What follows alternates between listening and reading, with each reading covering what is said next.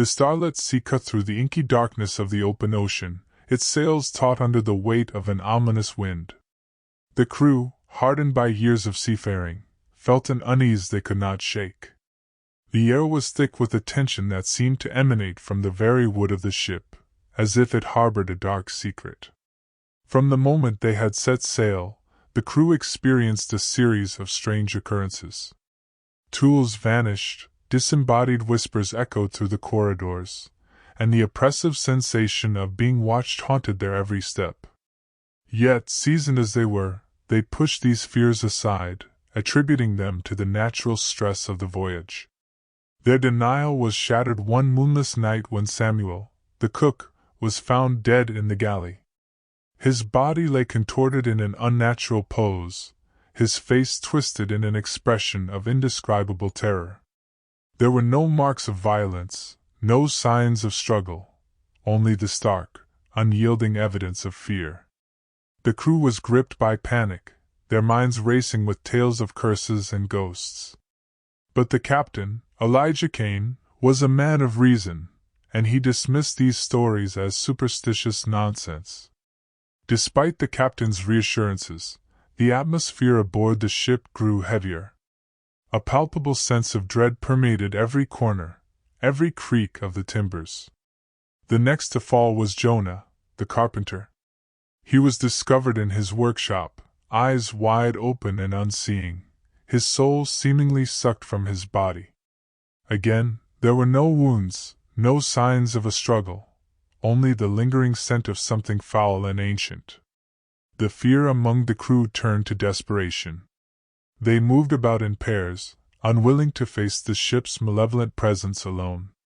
Night after night, the whispers grew louder, an indecipherable cacophony that seemed to seep from the very walls.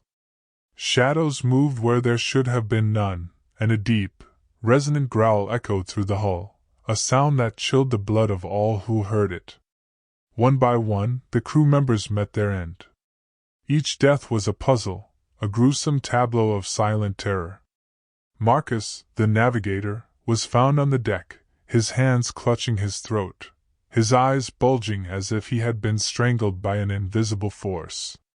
His death was followed by that of Thomas, the first mate, who was discovered hanging from the rigging, his face a mask of agony.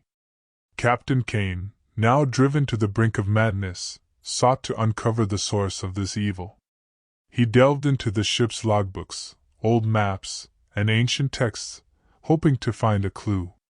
His search led him to a forgotten legend, a tale of a demon bound to the sea, awakened by the intrusion of mortals into its domain.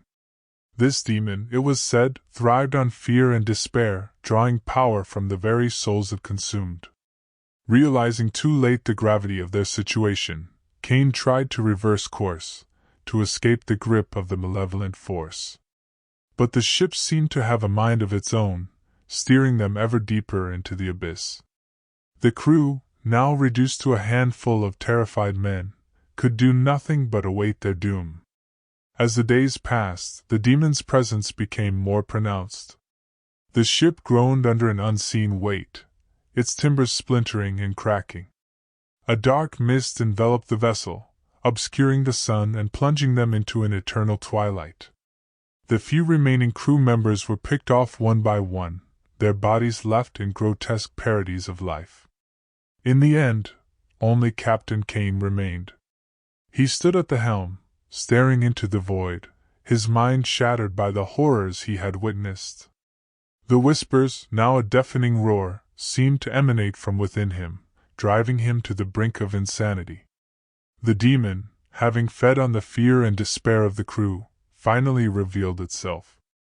A towering figure of darkness and flame, the demon loomed over Kane, its eyes burning with an unholy light.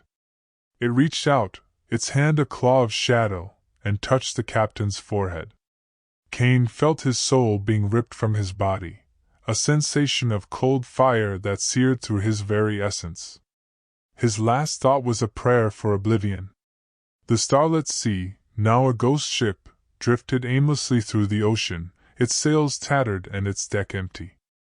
The legend of the demon-possessed ship spread among sailors, a cautionary tale of hubris and terror. And on nights when the sea was calm and the moon cast a pale glow on the water, some claimed they could still hear the whispers of the damned, carried on the wind, a chilling reminder of the horrors that lurked in the deep.